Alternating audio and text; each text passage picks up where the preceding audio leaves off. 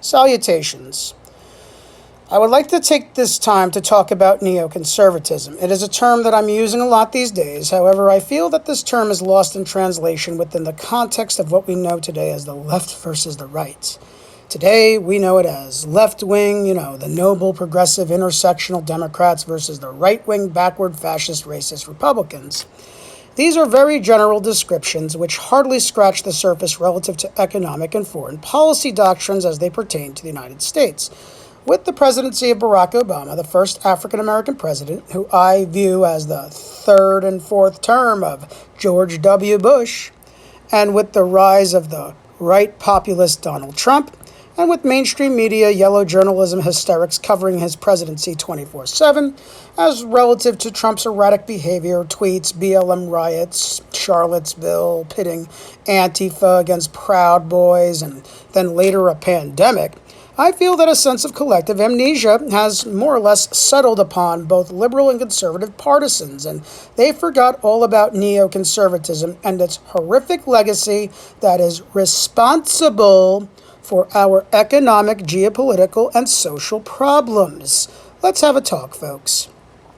Before we get into the meat of the matter, context is needed. Neoconservatism would not exist without Trotskyism.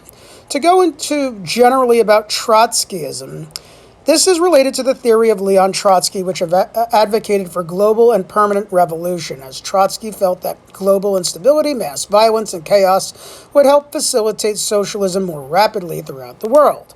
Competing with Trotsky's theory was Marxism Leninism, a slightly more reserved philosophical synthesis that was created by Stalin, advocating for socialism in one country. Well, at a time, technically, Stalin was not exactly opposed to supporting and exporting socialism outside of Russia, but mainly focused on developing socialism within Russia and consolidating power within the state.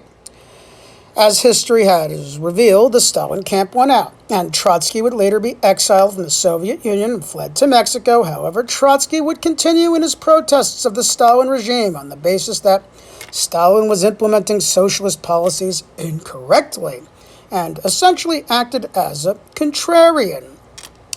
Make no mistake about it. If Trotsky were to have succeeded Lenin, he would have had a body count just as high, if not higher than Stalin's, as Trotsky was ideologically far more fanatical, and relative to World War II, the Soviet Union, most likely, under Trotsky's leadership, would have invaded Nazi Germany first. And you know what that means? That means Britain and America would aid Nazi Germany against the Soviet Union, which was probably their plan to begin with. But that kind of backfired. And the landscape of World War II evidently would have been very different had that alternate scenario played out. However, as it turned out, Stalin was in charge, and due to Stalin being Stalin, paranoid that Trotsky was secretly working with the Nazis, Soviet agents within Mexico were activated. Trotsky was found and executed. However, the execution of Trotsky would make Trotsky a martyr, and his theory of permanent global revolution would live on and be applied in its utmost destructive capacity. Enter Irving Kristol. Irving Kristol was considered to be the godfather of neoconservatism. Born to non-observant Jewish parents, immigrants from Eastern Europe living in Brooklyn, Irving Kristol was a journalist and a member of a think tank called the New York Intellectuals. Think of it as the Leon Trotsky Memorial Club, promoting anti-Soviet socialist theories. Later on, Kristol would be a foundational figure in another think tank called the Congress for Cultural Freedom, bankrolled by the Rockefeller family and the CIA. This is not conspiracy theory, folks. This is well-documented fact.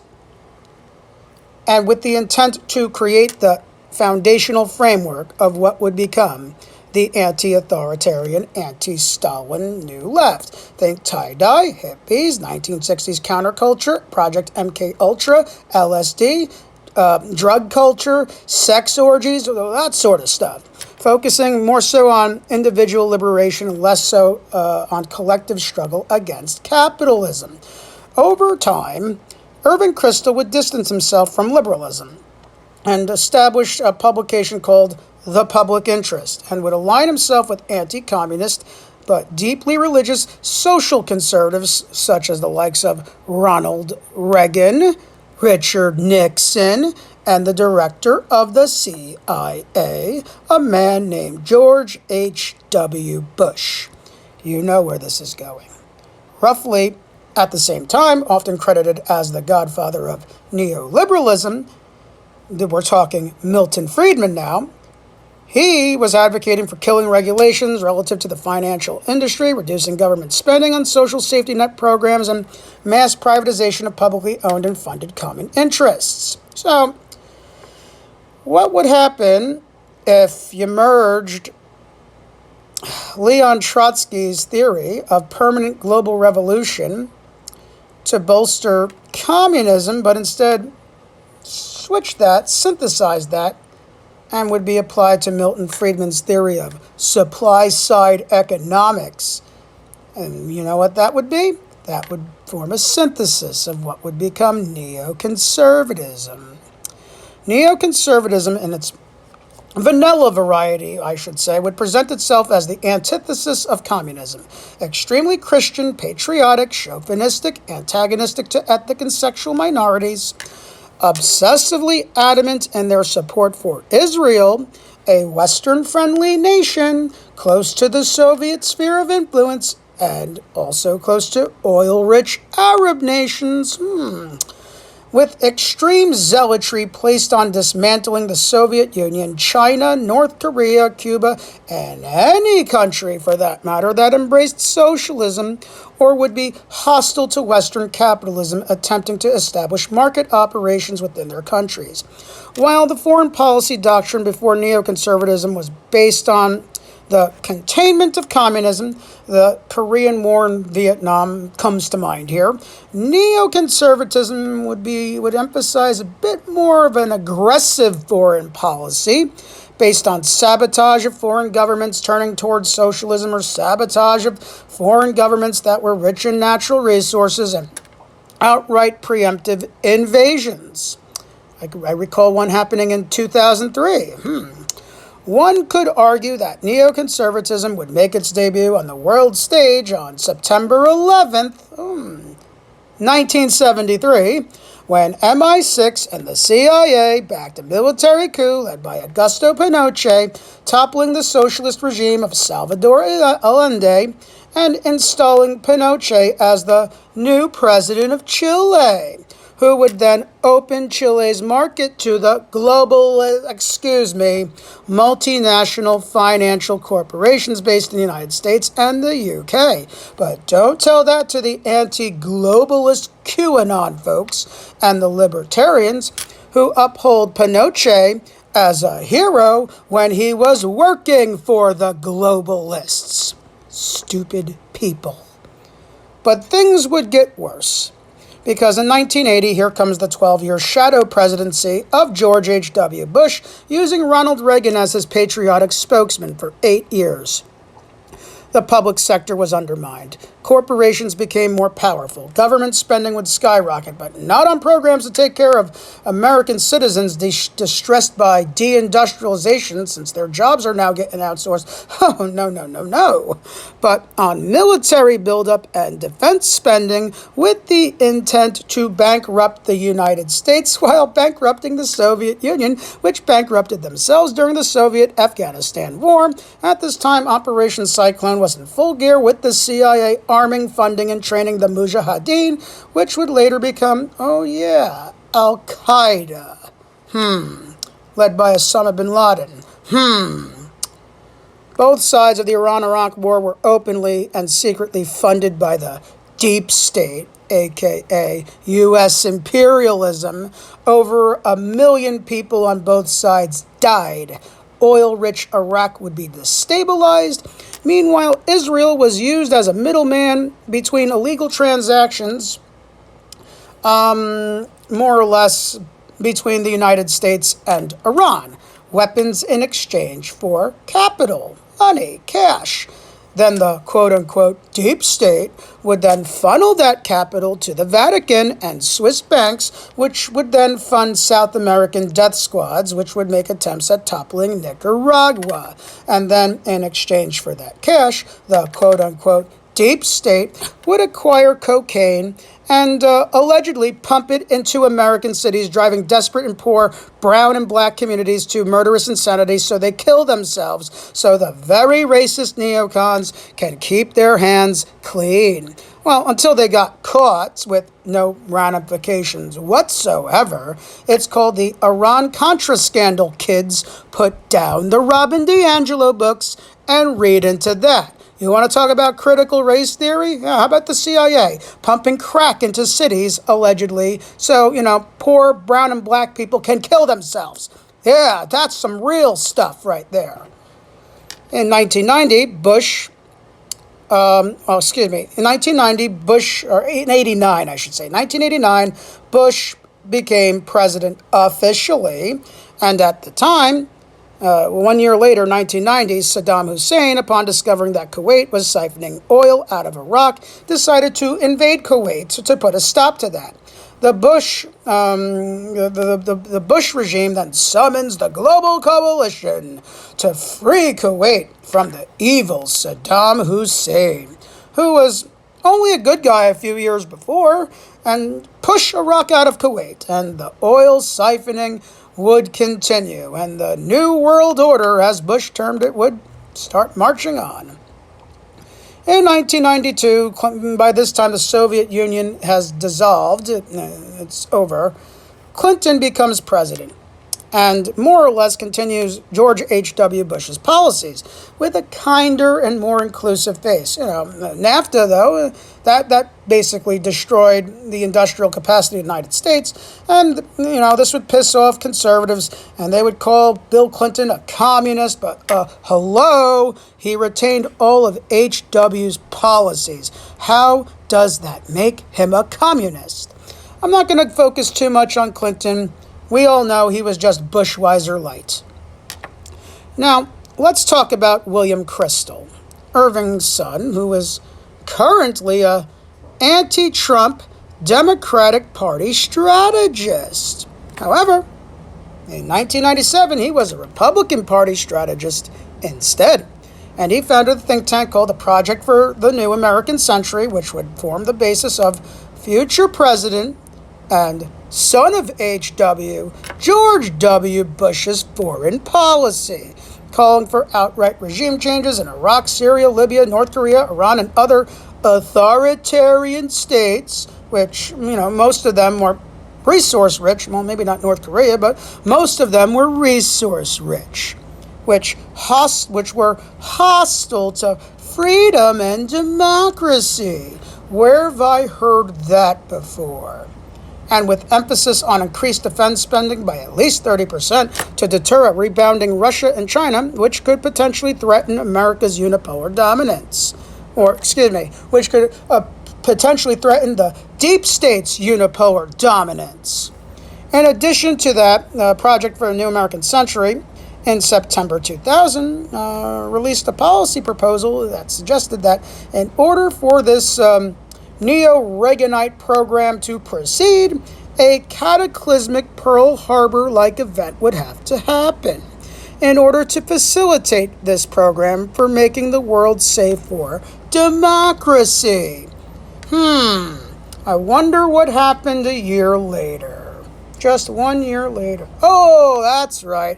9/11 happened, but not in the United States, but in the United States, it happened in the United States, not Chile, but we can't prove if the CIA was involved or not, because that's a conspiracy theory, even though it's documented that the CIA was involved in the first 9/11. George W. Bush's, and by extension Barack Obama's, war on terror cost the United States at least $8 to $12 trillion. destroyed the Middle East, destroyed Northern Africa, and at least 6 million people lost their lives. 6 million brown and black people lost their lives just so Bush's oil tycoon friends like Dick Cheney could profit from oil monopolization and the blood of the slain. I want to talk about critical race theory. George W. Bush created a security apparatus that would spy on Americans, disappear and torture people in Guantanamo Bay. Federal response to Hurricane Katrina in New Orleans was delayed. 2,000 mostly brown and black people were left to die there, while FEMA delegated emergency response efforts to Walmart. And then W would look the other way. While his criminal banker friends tanked the economy, he would bail them out, and regular working class people of all races, of all genders, of all creeds would be left worse off. And then here comes Barack Obama to save the economy by bailing out the rich again, while he passed a shitty healthcare law that handcuffed our citizenry to private insurance companies. That's not socialized medicine, you dolts. In response to all of this, two populist movements would rise. One called the Tea Party, which I was loosely involved with. And originally, the Tea Party formed sometime midway through 2006, opposed to Bush's deficit spending, not Barack Obama. And later, Occupy, which I was very involved with, which was opposed to both the Republicans and the Democrats. But don't let MSNBC and Fox News tell you that, because they both misdirected people who had no idea what we were about. The political establishment would co-opt both of these movements, redirect them away from their original purposes, and then worked overdrive to divide people along racial and ethnic lines. And that is happening. And as that is happening, Barack Obama is attempting to infiltrate and sabotage Iran and outright invade Syria. Russia and China suddenly throw their weight around and they get involved and they say, no, you ain't going to do that. No, not after what happened to Iraq. You ain't going to do that. And where does that lead us to? Oh, that's right. Make America Great Again. And Trump taking down Jeb Bush, who was supposed to win the 2016 primary if all went according to plan. Republican primary, I should mention, which it did not, and who defeated Hillary Clinton in the general election, who was supposed to become the president, which she did not. And, here we go. And as a result, we got the worst president ever as a result. That's sarcasm, folks. Sarcasm. But he was a distraction. But he was a distraction. He was a distraction. And such to an extent where the liberals and the left lost their collective ever-loving minds and forgot about what real evil and real fascism looks like. Meanwhile, George W. Bush and Dick Cheney were not imprisoned for the genocide that they committed. They were embraced by the liberals because they were against Trump. The Bush gang is running the Democratic Party from behind the scenes right now, and the liberals are too shell-shocked and stupid to realize it. And young kids, who aren't old enough to remember just how evil Bush was, they don't understand, or maybe they know, but or they don't care because they're too busy being hyper-fixated on meaningless culture wars and splitting hairs over degrees of privilege and other meaningless shit like that. We are no longer dealing with vanilla neoconservatism here. It has evolved to become progressive, inclusive, intersectional, and led by quote-unquote trained Marxists like supposed BLM founder Patty Cullors, who is indeed a trained Marxist of the Trotskyist persuasion, but just as zealous as vanilla neoconservatism was in the early 2000s. Folks, we have seen this cancel culture shit before. I know all too well because when I was a teenager, I was a vanilla variant neocon, okay? I know how these people think. French fries become freedom fries. Bottles of French wine are emptied out into the sewers because France doesn't want to invade Iraq with the USA. And if you don't support the invasion of Iraq, you are siding with the fascists. Where have I heard that before? Today we're dealing with remixed neoconservatism. If you say the wrong thing, you're a fascist. If you question the narrative, you're a fascist. If you did something stupid 20 years ago and you got caught for it, you're going to get canceled because you're a fascist. If you question the COVID lockdown, you're a fascist. And if you are opposed to NATO interventions, say, in the Ukraine or maybe potentially later Taiwan, well, guess what? You're a fascist. If you don't support democracy, which is dictated by 1% owned multinational corporations, that was the whole point of Occupy. Remember, people? Not a conspiracy theory, you stupid, fickle liberals. Then you're a fascist. I guess Occupy Wall Street was a fascist movement for attempting to bring the left and right together to battle Wall Street. I guess Occupy Wall Street was a fascist movement for shutting down NATO when they were in Chicago back in 2012. Or I should say, shutting down Chicago when NATO was there in 2012 for a week. NATO never came back. How about that? We need to listen, we need to embrace proletarian intersectionality of the 99%. That's what we need to do.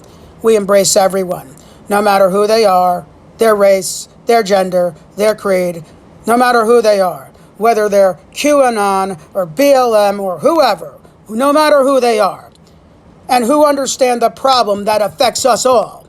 We need to declare a crusade on both vanilla neoconservatism being championed by the likes of Ron DeSantis because he's crazy enough to start a war with China. He's from the Yale gang, just like Bush.